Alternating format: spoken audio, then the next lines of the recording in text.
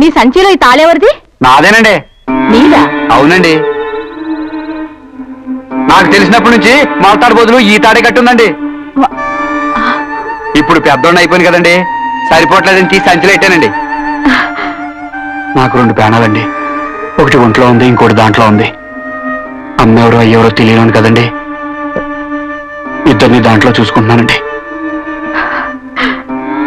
ఏమండి, అది బంగారం అండి. బుల్లమ్మ గారి పెళ్లికి బహుమతికి ఇవ్వాలి కదా, అందుకే దాచిపెట్టానండి. కాలువ తవ్వకుండా ప్రభుత్వం సొమ్మును దుర్వినియోగం చేసిన గోపాలరాయుడికి కాంట్రాక్టు రద్దు చేసి ఆ పనులు ఎంఆర్ఓ తారకకి అప్పగించవలసిందిగా కోర్టు ఆదేశించడమైనది. దుర్వినియోగపరిచిన సొమ్మును వెంటనే చెల్లించాలని, లేని పక్షంలో కాంట్రాక్టర్ గోపాలరాయుడికి, అతనికి హామీ ఇచ్చిన వరహాలరాయుడికి 10 సంవత్సరాలు జైలు శిక్ష అమలుపరచవలసిందిగా కోర్టు నిర్ణయించడమైనది. మరి ఇప్పుడు ఏమిటి చేయటం? ఏం చేస్తావో నాకు తెలియదు. ఈ కష్టం నుంచి నువ్వే కాపాడాలి. నువ్వు వెళ్ళి చెక్ బుక్ తీసుకురా.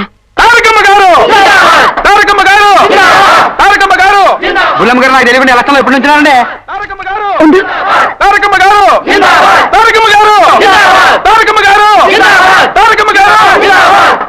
ఆగండి, నాకెందుకు జిందాబాద్ చెప్తున్నారు?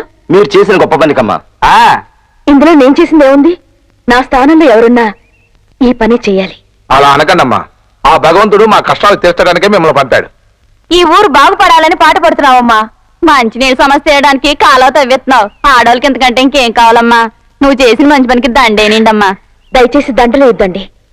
మనల్ని మనం పొగుడుకుని ఏదో చేశామని పొంగిపోవడం కాదు. కాలువ తవ్వడానికి మనందరం కష్టపడాలి, శ్రమదానం చేయాలి. ఒకరి కోసం ఒకరం, అందరి కోసం మనందరం కష్టపడదాం. మన మండలాన్ని ఆదర్శ మండలంగా తీర్చిదిద్దుదాం. నా మీద మీరందరూ పెట్టుకున్న అభిమానానికి మీకు రుణపడి ఉంటాను. మీరంతా వెళ్ళరండి. ఇదిగా ఎవరికది? నీకే వేసుకో. బుల్లం గారు జిందాబాద్, బుల్లం గారు జిందాబాద్, బుల్లం గారు. హాయ్ మధు. దలుచుకున్నావా? ఏంటిది? ఒక చిన్న gift for me. It must be interesting.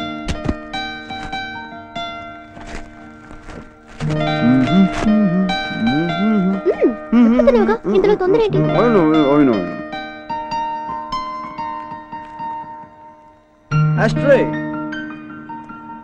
Beautiful. ఎక్కడ కొన్నావు?